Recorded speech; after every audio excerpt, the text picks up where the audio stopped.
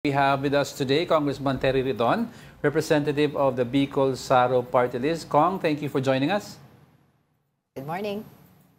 Good morning. Thank you for having me. All right. Well, Congressman, ICI hearings is set to go on live streaming next week. Some say a little too late dahil medyong madami ng nakausap na hindi natin napanood. But what are your thoughts on this?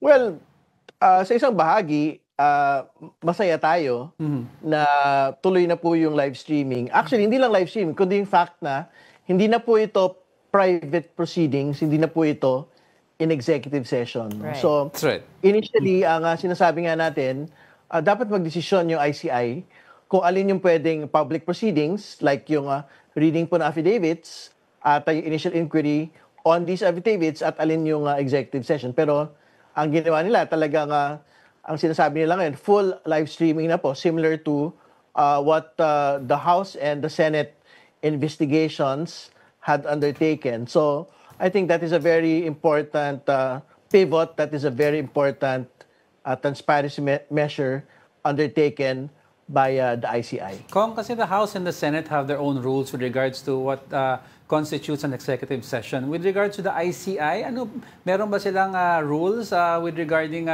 executive session? Anong pwedeng i-broadcast, anong pwedeng hindi?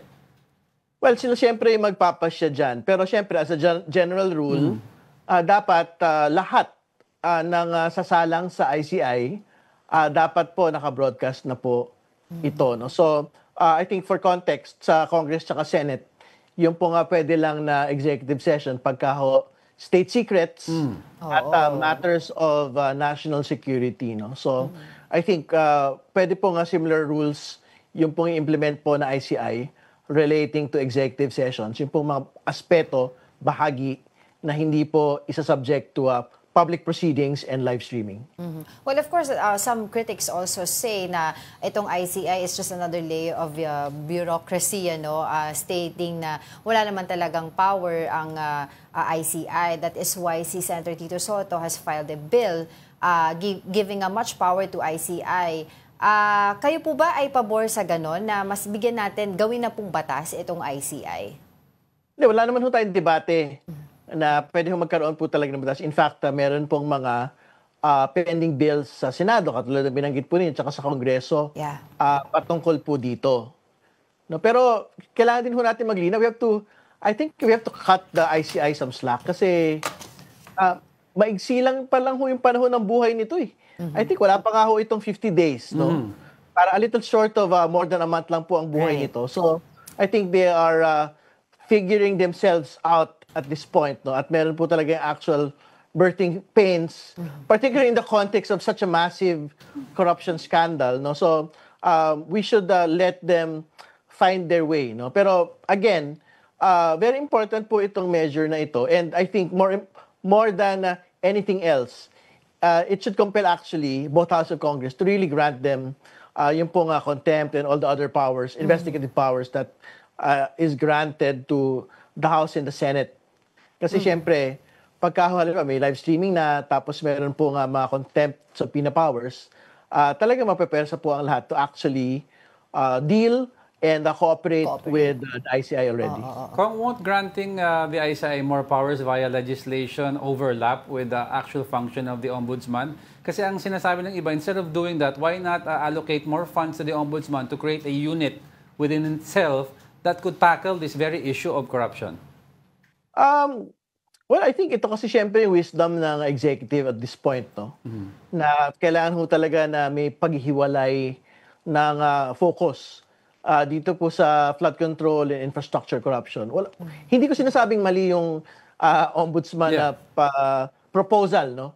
Na parang make a subunit within the office of the ombudsman, no? Pero I think what the president wanted was really for the public to be able to make sense of what had been going on through a entirely separate independent probe. Oo. Well, in connection to that, kasi sinabi ni former Senator Drilon, who was present also in the hearing yesterday sa Senate, sinasabi niya, okay yung magkaroon ng legislative power nga itong ICI, but he calls for a sunset provision, no, to be included in the bill. Meaning nga daw po, magkaroon ng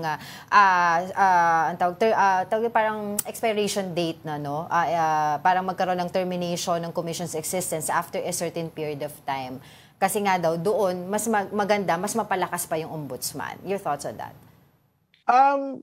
Wala naman tayong debate na meron pong sunset provision. Ibig sabihin, end date nito pong ICI. Na. Pero I think we have to be very clear na I think at this point, hindi pa ho natin nakikita talaga yung magnitude ng pong trabaho ng ICI. No? So, siguro in the course of legislative deliberations, makikita po natin kung tama ba yung sinasabi na 2 taon o 3 taon ba yung buhay nito or baka higit pa. Kasi, syempre, alam ba, binabanggit nila yung ghost flood control projects, parang I think at least 400 na po eh.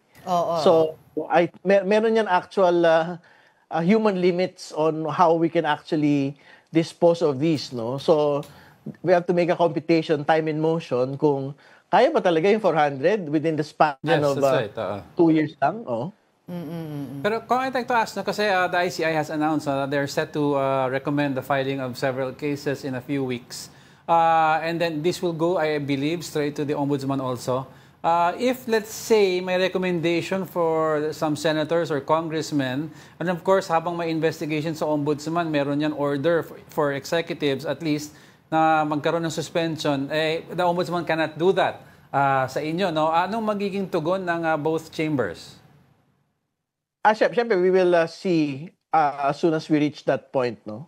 Kung ano po yung gagawin po ng Kongreso at saka Senado dyan po sa bagay na yan. I think pwede yung mag-ethics probe siguro pagka meron pong mga ganyang mga allegations. Pero we would also want to see who talaga kung anong gagawin din ng ombudsman. Malay nyo, meron ho talagang, kumbaga, marami ho mga reforme. Yung pong bagong ombudsman. No? So, for example, today, I think magkakaroon po ng sulat implementing, I guess, the dismissal letter against Senator Joel Villanueva. No? So, that is something that we had never anticipated before and they will try to do it now. No? So, I think as soon as we reach that point na meron pong mga mape-preventively suspend na mga legislators, baka ho magkagulatan din ho tayo. No? So, tingnan ho natin pagka umabot na tayo. But follow-up lang doon. So, kung yung current setup ngayon natin with the rules that we have, the ombudsman can only request for the implementation and subject to approval for the leadership regardless kung si SP Soto yan or pag sa House sa Speaker yan. Pero is this something that is, na pwedeng automatic or wala sa powers ng ombudsman yan? I have to check again the rules governing yung po implementation ng mga ombudsman orders kasi tingin ko iba lang talaga yung sitwasyon dati sa sitwasyon ngayon. No? Kung bakit na-implement yung ilang mga orders. Kasi ang pagkakaintindi ko, pag preventively suspended ka, pag dismissed ka talaga, sinabi ng ombudsman, particularly pagka perpetually dismissed ka from office, di ba? Parang dapat immediately executory yun eh. Ibig sabihin, parang, di ba parang constitutional office yung ombudsman? So dapat kaya niyang i-trump kung ano man yung mga internal rules ng mga co-equal branches of government. Pwedeng mali ako. Pero we have to see na lang po on how they will actually implement this I guess letter request na gagawin po ni Ombudsman Remulla on the dismissal of Senator Joel Villanueva. Exactly, kasi going back to that topic, kasi I was looking at the articles before kung bakit hindi ito na-enforce right away noong 2016. And interestingly, at that time, it was Senate Majority Floor Leader, Senator Tito Soto, yung nag-file ng motion to adopt the opinion of Senate Legal Counsel Attorney Maria Valentina Cruz na nagsasabi daw na Ombudsman has no power to punish or evict from power any member of the upper and lower houses of Congress per Section 21 of RA 6770 or the Ombudsman Act of 1989. That's why at that time hindi na enforce nga itong dismissal ng Ombudsman. And interestingly, like what I've said, it was Tito Soto. Siya yung majority floor leader noon. Now, bibigyan siya ng letter ni Ombudsman na siya ngayon ang Senate President. So, what are your thoughts on that? Aantayin natin kung ano yung magiging aksyon niya dito. Hindi, yun ang I think very interesting po na signs of the times. To. Pero actually, pwede rin naman siya maging consistent kasi ang totoo, yung Ombudsman and particularly yung Sandigan Bayan, which is the criminal proceedings na, hindi lang po administrative proceedings, meron din po talaga mga perpetually disqualify po ito. No? So, I think we have to see whether or not that distinction will be made. Kasi I think may mga kongresista that had been involved in several corrupt practices in the past, kinonvict ng Sandigan Bayan, hindi na pinatakbo in the next elections. No? So basically, it's an implementation already of whichever order it is. No? So we have to see lang yung distinction na gagawin po ng Ombudsman kung is this in advancement of yung administrative order dismissing them or it is medyo nawawala po kayo, Kong. Oo, pakiulit na lang po natin. Pihi tayo ng konti for the signal. Medyo nawawala po kayo. Kong, can you hear us okay now? Sayang, maganda yung sinasabi. Yeah, I can hear you. Ayan, okay. Yeah. Paulit na lang po ulit yung nabanggit po ninyo regarding yung pinag-uusapan natin. Kailangan natin makita kung meron distinction yung nagagawin yung Ombudsman, no? Kung whether it's or a court order from the Sandigan Bayan disqualifying or dismissing politicians. So I think very important yung dalawang distinctions po na yun.